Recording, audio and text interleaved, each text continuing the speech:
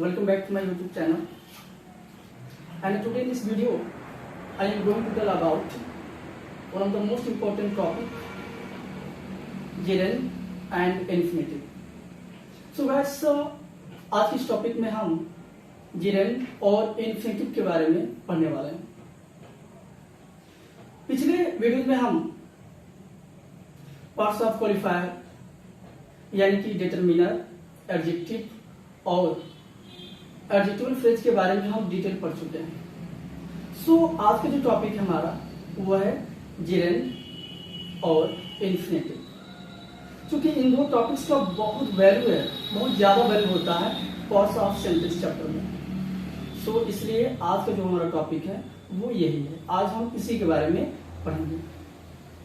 So friends, जैसा हम यहाँ पर देख सकते हैं कि किसी भी वाक्य का जो सब्जेक्ट होता है वो या तो नाउन हो सकता है, या प्रोनाउन हो सकता है, या gerund हो सकता है, या इन्फिनिटिव हो सकता है। जैसे कि हम पिछले चैप्टर में देखे थे हम कि सब्जेक्ट तो वही हो सकता है किसी भी वाक्य का जिसके बारे में या तो कुछ कहा जाए या वाक्य में जो काम को करता है वही सब्जेक्ट होता है। सो यहाँ पर हम इस वीडियो में, इस लेक्चर में हम ये देखेंगे कि एक gerund और एक इन्फिनिटिव भी किसी वाक्य के सब्जेक्ट हो सकते हैं, यानी कि इनका भी प्रयोग हम जो कि वाक्य में सब्जेक्ट की जगह पर करेंगे, यानी एज अ सब्जेक्ट के रूप में हम इनका प्रयोग करेंगे। सो फ्रेंड्स, आज का ये जो वीडियो है, जो लेक्चर है, जो काफी इंपॉर्टेंट होने वाला है। सो आप इस वीडियो को पूरा देखिएगा, स्किप मत कीजिएगा, क्योंकि स्किप करेंगे तो आप बहुत सारे नॉलेज निकल सकते हैं, मिस कर सकते हैं। सो सबसे पहले हम देखेंगे कि what is a gerund। gerund क्या होता है, किसे कहते हैं, gerund और इन्फिनिटिव में डिफरेंस क्या होता है, क्या gerund को हम इन्फिनिटिव में ट्रांसफर कर सकते हैं, रिप्लेस कर सकते हैं या नहीं कर सकते। सो ये सारी चीजें हम पढ़ने वाले हैं। तो सो हम अपने टॉपिक पे चलते हैं। सबसे पहले gerund जिसे हम हिंदी में संज्ञार्थक क्रिया या क्रियावाचक संज्ञा कह सकते हैं। सो आप देख सकते हैं कि gerund यानी कि क्रियावाचक संज्ञा, इसके नाम से साफ स्पष्ट है, इसके नाम में इसकी डेफिनेशन हिडन है, छिपा हुआ है।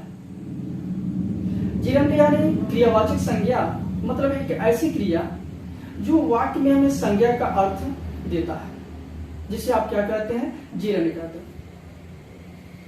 अब gerund को हम किसी भी वाक्य में पहचानेंगे कैसे, तो बहुत ही आसान सा ट्रिक मैं आपको दे रहा हूं जिसे आप याद रखेंगे और कभी भी आप भूलेंगे नहीं कि gerund क्या होता है, इन्फिनिटिव क्या होता है, आप इजीली कैच कर सकते हैं। सो यहां पर देखिए, किसी भी जो हिंदी का वाक्य रहेगा वो उसमें क्रिया रहेगी, उस क्रिया के अंत में या तो ना, या तो ने, या तो नी, ये तीन शब्द दिए रहेंगे। इन तीनों शब्दों में से कोई ना कोई एक हिंदी की क्रिया में एडजस्टेड होगा फ्रेंड्स। जैसे कि आप स्ट्रक्चर को देख सकते हैं, यानी हिंदी की क्रिया में या तो ना जुड़ा होगा, या तो ने होगा, या तो नी होगा। सो इस तरह से हम हिंदी में पहचान सकते हैं। अब अंग्रेजी में हम कैसे पहचान सकते हैं। सो अंग्रेजी में कैसे पहचानेंगे, तो हम देखेंगे कि कोई भी मेन वर्ब हो उससे पहले, यानी वर्ब से V1 से पहले, V1 में यदि हम ing ऐड कर दें, V1 में यदि हम ing ऐड कर देते हैं तो क्या बन जाता है, वो gerund बन जाता है, वो gerund में रिप्लेस हो जाता है। और जैसे वो gerund बनेगा, अब वह वाक्य में एज ए नाउन, यानी वाक्य में वह एक संज्ञा का कार्य करेगा। क्योंकि मैंने आपको बताया है कि किसी भी वाक्य का सब्जेक्ट तो वही हो सकता है, या तो नाउन हो सकता है, या तो प्रोनाउन हो सकता है, या तो gerund हो सकता है, या तो इन्फिनिटिव हो सकता है। सो आज के लेक्चर में जो gerund आएगा जिसमें आप वर्ब में ing जोड़ेंगे वो क्या बनेगा, gerund बनेगा। और यदि वो gerund बन गया तो वाक्य में वो नाउन का काम करता है। जैसे आप एग्जांपल देख सकते हैं, smoking is harmful, smoking is harmful, यानी कि धूम्रपान करना हानिकारक है, धूम्रपान करना हानिकारक होता है। अब यहां पर देख लीजिए, धूम्रपान करना, धूम्रपान करना, तो हम जो देख रहे हैं कि धूम्रपान करना, ये जो करना शब्द है उसमें ना शब्द एडेड है। कौन शब्द एडेड है, ना शब्द। तो इस तरह से हम हिंदी में पहचान सकते हैं कि उसमें ना एडेड है, इसलिए जिरंद है। और अंग्रेजी में हम क्या देख रहे हैं कि अंग्रेजी में हम ये देख रहे हैं कि स्मोक जो वर्ब है हमने उसमें क्या जोड़ दिया है, आईएनजी ऐड कर दिया है, यानी कि वो स्मोकिंग बन चुका है, यानी धूम्रपान करना, स्मोकिंग। अब यह वाक्य में संज्ञा का कार्य करता है, नाउन का कार्य करेगा। सो आप देख सकते हैं स्मोकिंग इज हार्मफुल, यानी धूम्रपान करना हानिकारक होता है। सो इस वाक्य में अगर हम देखें कि जिरंड क्या होगा, तो इस वाक्य में जो आपका जिरंड है वो है आपका इन्फिनिट, वो है आपका स्मोकिंग। अब दूसरा एग्जांपल देखते हैं, walking is a good exercise. Walking is a good exercise, यानी टहलना एक अच्छा व्यायाम होता है। अब यहां भी मैच कर सकते हैं आप, टहलना। देखिए हिंदी की जो क्रिया है टहलना, उसमें ना शब्द जुड़ा हुआ है, तो आप हिंदी में ऐसे पहचान सकते हैं। और अंग्रेजी में कैसे पहचानेंगे आप, अंग्रेजी में आप देखिए जो वर्ब है आपका वॉक, वॉक में हमने क्या किया, वॉक में हमने आईएनजी ऐड कर दिया, अब वो क्या बन गया, वॉक से वॉकिंग बन गया। सो इस तरह जो वॉकिंग वर्ड है वो आपका जिरंड है। तीसरे एग्जांपल में देखिए, तीसरा एग्जांपल कह रहा है कि सीइंग इज बिलीविंग। क्या कह रहा है, सीइंग इज बिलीविंग, यानी कि देखना ही विश्वास करना है, देखना ही विश्वास करना है। देखना, देखिए फ्रेंड्स यहां भी देखना, यानी कि इसमें भी 9 शब्द एडेड है, तो हिंदी में ऐसे पहचान सकते हैं। और अंग्रेजी में हमने क्या किया, अंग्रेजी में हमने वर्ब में आईएनजी ऐड कर दिया, यानी C plus ING is equal seeing. तो जो सीइंग वर्ड है वो आपका जिरंड है, जो वाक्य में एज ए नाउन यानी संज्ञा का कार्य कर रहा है। सो आपका सीइंग हो जाएगा इसमें। फोर्थ में देखेंगे आपको, फोर्थ में कह रहा है swimming is useful for health. क्या कह रहा है, swimming is useful for health, यानी कि तैरना स्वास्थ्य के लिए उपयोगी होता है, तैरना स्वास्थ्य के लिए उपयोगी होता है। तो यहां भी देखेंगे आपको तैरना, यानी इसमें भी हमें कौन सा वर्ड मिला, तो तैरना, यानी इसमें भी 9 शब्द एडेड है। और अंग्रेजी में देखिए जो स्विम वर्ब है उसमें क्या जोड़ा गया है, आईएनजी जोड़ा गया है, यानी स्विम से क्या बन गया, अब वह स्विमिंग बन गया, तैरना। तो इस तरह से हम कह सकते हैं कि इस वाक्य में जो जिरंड होगा आपका वो है स्विमिंग। सो यहां पर हम स्विमिंग करेंगे। अब जो नेक्स्ट स्टेप है वो है आपका इन्फिनेटिव।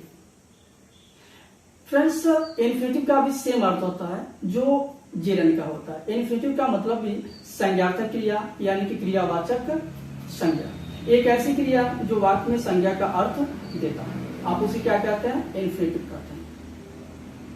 इन्फिनेटिव जो कि वाक्य में संज्ञा का ही कार्य करता है, बट इसका जो स्ट्रक्चर है, जो इसका पैटर्न है, वह पैटर्न है वो थोड़ा सा जिरंड की अपेक्षा क्या होता है, अलग होता है। जैसे हमने देखा कि जिरंड में V1 प्लस आईएनजी है, वही हम देख रहे हैं कि इन्फिनेटिव में क्या है, यानी V1 से पहले हम क्या जोड़ेंगे, प्रीपोजिशन टू ऐड कर देंगे, तो किसमें ट्रांसफर हो जाएगा, वो इन्फिनेटिव बन जाएगा। यानी जैसे हम वर्ब से पहले टू जोड़ेंगे वो क्या बन जाएगा, इन्फिनेटिव बन जाएगा।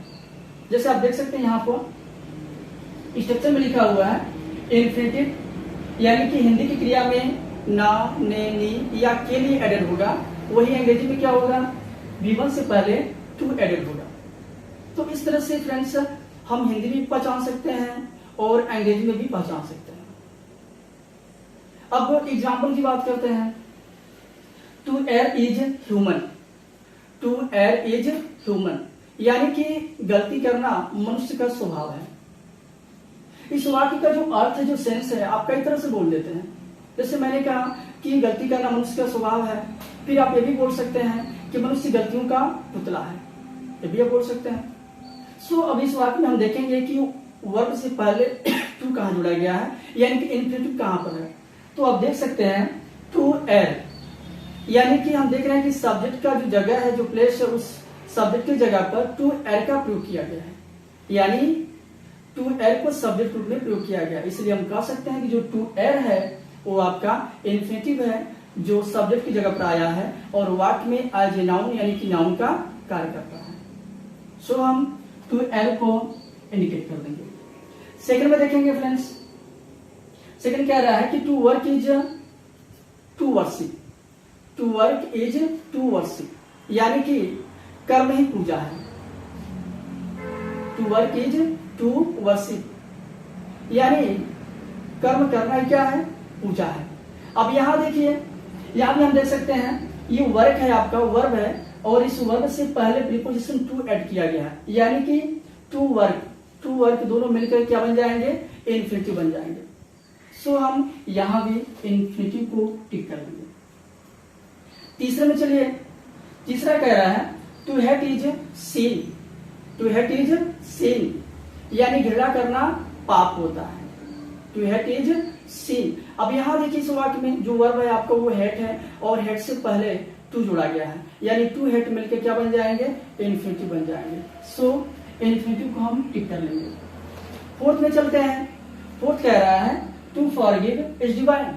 क्या कह रहा है, टू फॉरगिव इज डिवाइन, यानी कि क्षमा कर देना एक दैवीय विशेषता है, एक दैवीय गुण है। तो यहां पर हम देख रहे हैं कि जो वर्ब है वो है आपका फॉरगिव, और फॉरगिव से पहले जो कि प्रीपोजिशन टू का ऐड किया गया है, इसलिए टू और फॉरगिव मिलकर क्या बन जाएंगे, इन्फिनिटिव बन जाएंगे, जो कि वाक्य में एज ए नाउन यानी कि संज्ञा का कार्य करते हैं। सो यहां पर हम टू फॉरगिव को इंडिकेट कर लेंगे।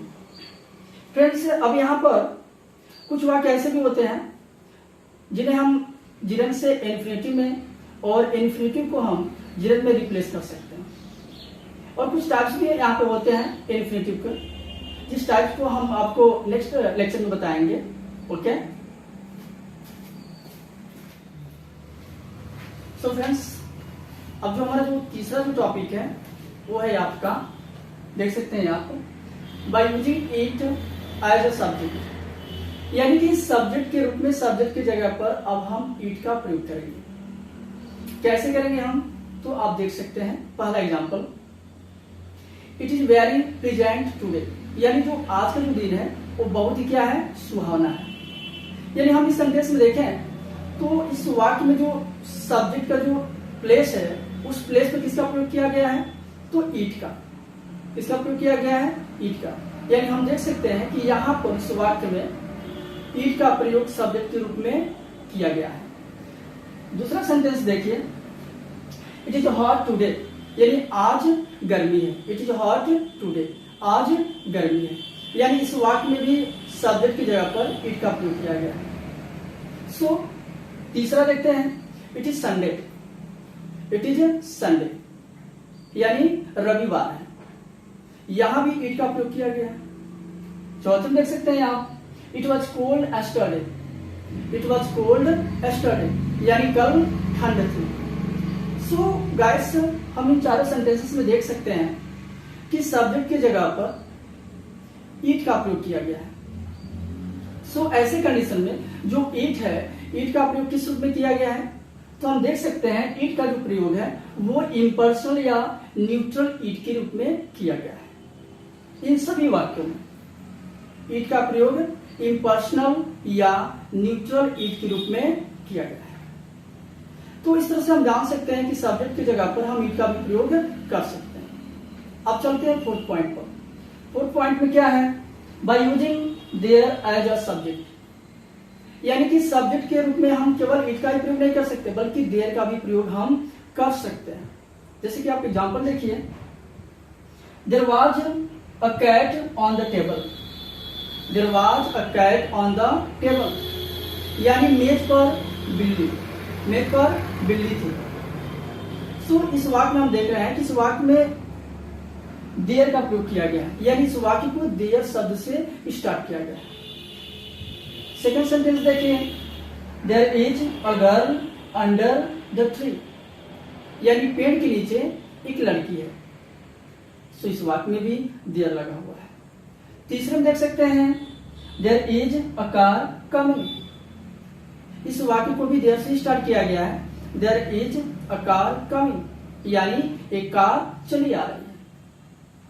चौथे में देखिए, there lived a woman in a village, यानी किसी गांव में एक महिला रहती थी, जो कि सिंपल पास्ट में है। तो हम देख सकते हैं कि इन सभी वाक्यों में देयर का ही प्रयोग किया गया है। और ऐसे कंडीशंस में गाइस देयर को हम क्या कहेंगे, तो देयर को हम इंट्रोडक्टरी देयर कहते हैं ऐसे सेंटेंसेस में। सो फ्रेंड्स, इस तरह से हमने पार्ट्स ऑफ सेंटेंस के जो पहला पार्ट है वो फिनिश कर चुके, समाप्त हो गया। सो गाइस, नेक्स्ट लेक्चर में हम प्रेडिकेट पार्ट के बारे में पढ़ेंगे। सो फ्रेंड्स, आई होप आज के जो लेक्चर है, आज की जो ये वीडियो है, आपको काफी इंटरेस्टिंग, काफी अच्छा लगा होगा। सो प्लीज आप सब्सक्राइब करना मत भूलिए और ज्यादा से ज्यादा जितना हो सके आप लाइक और शेयर कीजिए। सो फ्रेंड्स, मिलते हैं नेक्स्ट लेक्चर में कुछ नए लेक्चर के साथ। Thank you.